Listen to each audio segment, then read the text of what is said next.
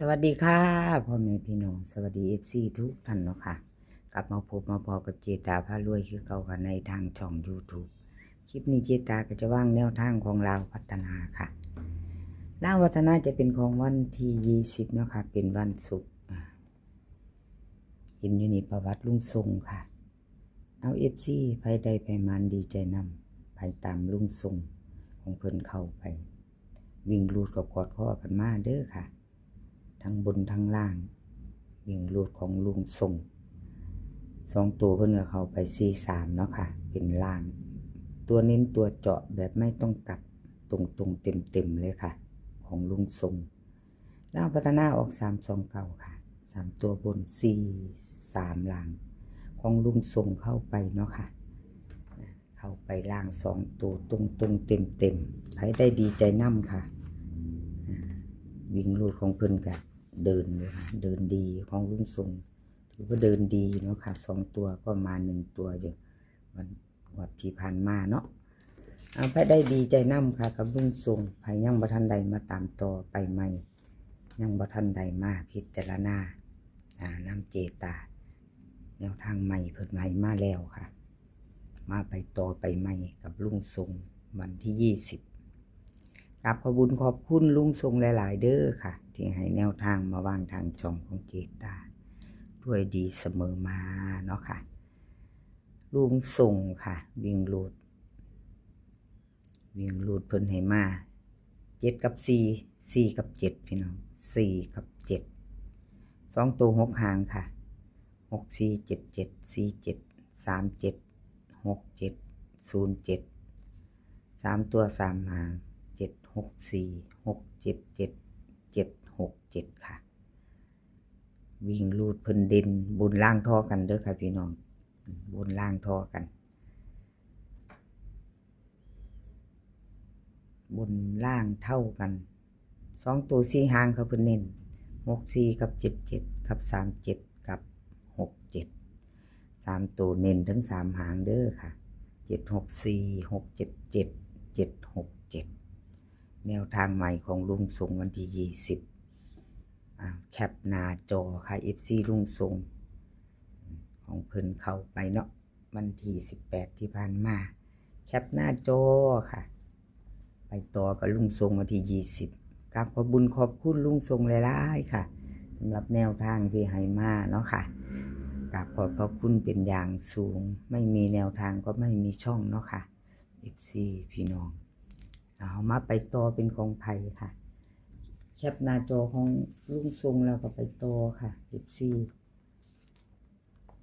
แคปแล้วก็ไปต่อเป็นของไผ่เนาะค่ะเป็นของแต้วน้อยค่ะแต้วน้อยวันที่18ที่ผ่านมาค่ะครับขอโทษขออภัย FC แทนแต้วน้อยเนาะลาวพัฒนาออก3 2 9 3ตัวบน43ล่างแต้วน้อยเพิ่นว่าเดินบ่เข้าค่ะพี่น้องเบิ่งอีกวันที่16ก็เข้าอยู่พี่น้องเพิ่นเข้าไปอยู่16ที่ผ่านมาเนาะ36วิ่งรูดกับเขา2ตัวเด้อค่ะแต้วน้อย2งวดค่ะเจตาให้เบิ่งประวัติของแต้วน้อยเตรียมแคปหน้าจอชอบก็จัดขัดก็ผ่านเนาะพี่น้องพิจารณาเบิ่งวันที่20ของเพิ่นแนวทางใหม่เนาะค่ะเป็นวันศุกร์ที่20แต้วน้อยค่ะแต้วน้อยวิ่งรูดเพิ่นให้มาค่ะ6กับ9 6กับ9 2ตัว4หางค่ะ6 9 5 9 4 6 5 6ค่ะ3ตัว2หาง3ตัว2หางค่ะ6 9 6 4 5 6วิ่งรูดเพิ่นเด่นทั้ง2ตัวค่ะ6กับ9 2ตัวเน้น2หาง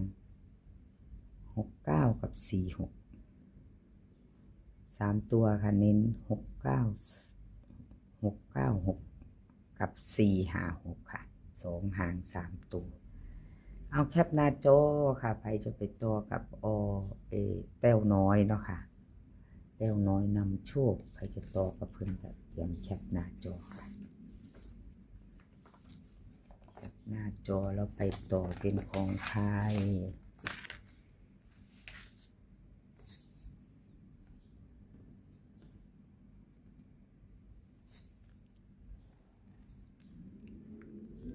ซองสุวรรณค่ะ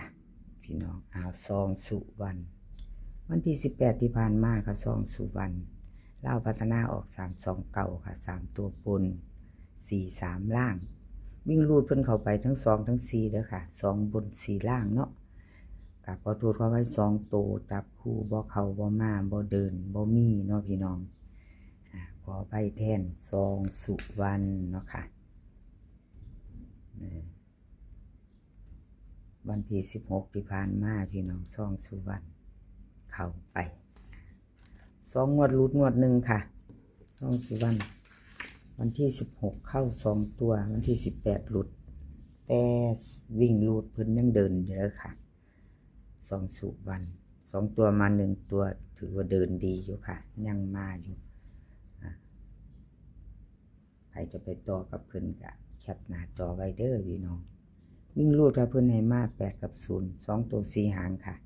82 83 02 03เบิ้ล88 00 3ตัวค่ะ3หาง802 803 880ค่ะวิ่งรูดเด่น0รอง8 2ตัวค่ะ02 03เน้นให้2หาง3ตัวเน้น2หาง820 803ค่ะแคปหน้าจอค่ะใครจะไปต่อกับซองสุวรรณเนาะขอบคุณซองสุวรรณหลายๆค่ะที่ให้แนวทางมาว่างทางช่องของเจตาพารวยเนาะค่ะขอบพระคุณเป็นอย่างสูงไปต่อค่ะไปต่อเป็นของปอยเป็ดค่ะปอยเป็ดวันที่18ที่ผ่านมาค่ะกับขอโทษขออภัยแทนเพิ่นเนาะพี่น้องปอยเป็ดของเพิ่นบ่เดินบ่มาเนาะเล่าออก329 3ตัวบน43ล่างค่ะขอปอยเป็ด1ตัว2ตัวบอกเข้าขออภัย FC แทนเพิ่นวันที่16เข้าไป2ตัวเด้อ6 กับ1สายวิ่งสายหลุดทั้ง2ตัวเด้อค่ะกับขอบคุญขอบคุณปอยเป็ดหลายๆค่ะที่ให้แนวทางมาว่างทางช่องของเจตากราบขอบพระคุณเป็นอย่างสูงค่ะ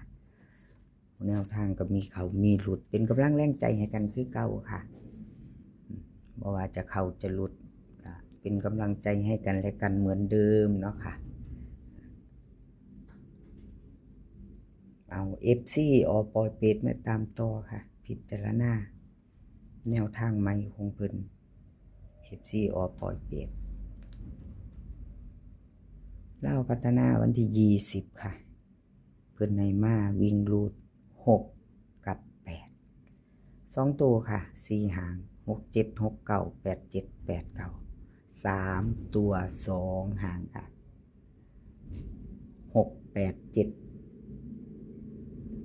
6 8 9ใครจะตามต่อกับเพิ่นแคปหน้าจอเด้อพี่น้องวิ่งรูด6กับ8ทอกันเด้อพี่น้องบ่มีขีดเส้นเลยเจตาขอโทษขออภัยคันเพิ่นมีตัวเน้นเนาะผิดดีแล้วบ่เจตาแม่นค่ะขออภัยหลายๆบ่มีวงกลมบ่มีสีแดงหรือปล่อยเป็ดของเจ้ามื้ออื่นวันศุกร์วันศุกร์ออกก็20ว่า FC คำคงไปเที่ยวลาวเด้อปล่อยเป็ดเด้อไปต่อแคปหน้าจอค่ะแคปหน้าจอไปต่อกับปล่อยเป็ดแคปไว้พิจารณาใหม่กับขอบคุณทั้ง FC เพราะว่าจะเป็น FC เก่า FC ใหม่เนาะค่ะที่เขามารับชมรับฟังมาเป็นกำลังแรงใจให้เจตาแล้วก็ปล่อยเป็ดที่ให้แนวทางด้วยดีเสมอมากับขอบคุณเป็นอย่างสูงค่ะคลิปนี้ขอให้พี่น้องโชคดีกับเล่าพัฒนาวันที่20วันนี้ขอให้มีความสุขค่ะขอให้สุขภาพร่างกายแข็งแรงกันทุกคนเดินทางไปไสก็ขอให้ปลอดภัยค่ะเดินทางไปก็ขอให้มีโชคกลับมาขอให้มีชัย คลิปหน้าพอกันใหม่ค่ะคลิปนี้ค่ะสวัสดีค่ะ